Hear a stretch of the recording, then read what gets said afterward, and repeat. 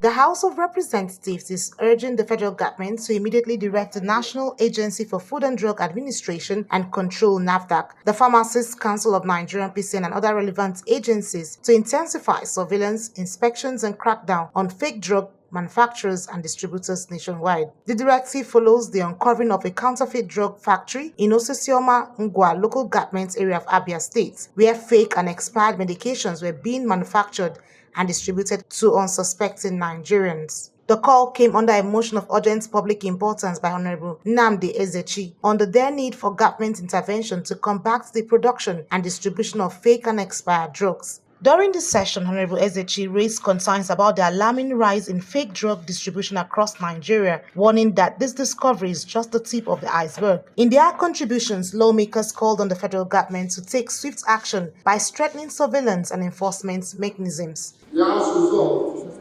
condemning the strongest terms the criminal act of producing and distributing fake drugs and commending law enforcement agencies involved in uncovering the illegal operation in this local government area. Urge the federal government to immediately direct Nafdac, the Pharmaceutical Council of Nigeria (PCN), and other relevant agencies to intensify surveillance, inspection, and crackdowns on fake drug manufacturers and distributors nationwide.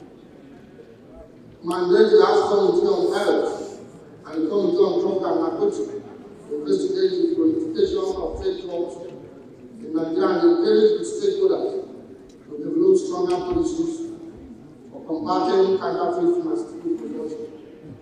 Meanwhile, health experts warn that the consumption of these counterfeit drugs could lead to serious medical complications, drug resistance, and even fatalities. In another development, the House of Representatives is taking a firm stance against rising cases of homicide and femicide in Nigeria. Lawmakers are calling for urgent judicial reforms and stronger law enforcement to tackle these crimes head-on. In a decisive move, the House of Representatives has urged the National Judicial Council to create special court decisions dedicated to handling homicide and femicide cases swiftly. Lawmakers stress that these measures are necessary to ensure justice and deter further violence. The House has also directed law enforcement agencies to prioritize homicide investigations, ensuring that perpetrators are swiftly brought to justice. Homicide, which is the intentional killing of women and girls due to their gender, has become a significant concern with several reported cases in recent years. The House is disturbed by the following tragic cases among several others. That in February 2020, one patient at Dibe was killed by her boyfriend in Benin after a brief argument. In May 2020, Vera Uwaila Mozua, a 100-level microbiology student at the University of Benin, was raped and murdered in a church. Collins Ujebulem, one of the suspects, claimed that a woman paid them to kill her for rituals. In June 2020, Barakat Bello, an 18-year-old student in Ibadan, was raped and stabbed to death. September 2020, 11-year-old Favor Okechukwu was gang raped and killed by 4 men in Lagos.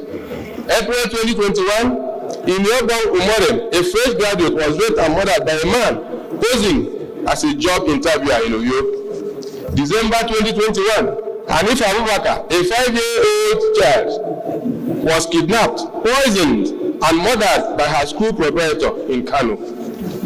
February 2022, the fashion designer Bamise Ayanwele was murdered after boarding a BRT bus in Lagos. Recent cases of femicide and homicide have sparked national outrage, with several high-profile trials dragging on for years. One such case is that of Chidinma Ojoko, accused of murdering businessman Osifo Ataga. Another is the case of notorious kidnapper Evans, who, despite facing murder charges, made headlines after being granted a scholarship for further studies. To curb this rising menace, lawmakers are also urging religious bodies, advocacy groups, and government agencies to intensify public awareness campaigns against ritual killings and gender-based violence. Annie T. Patrick, Core TV News, Abuja.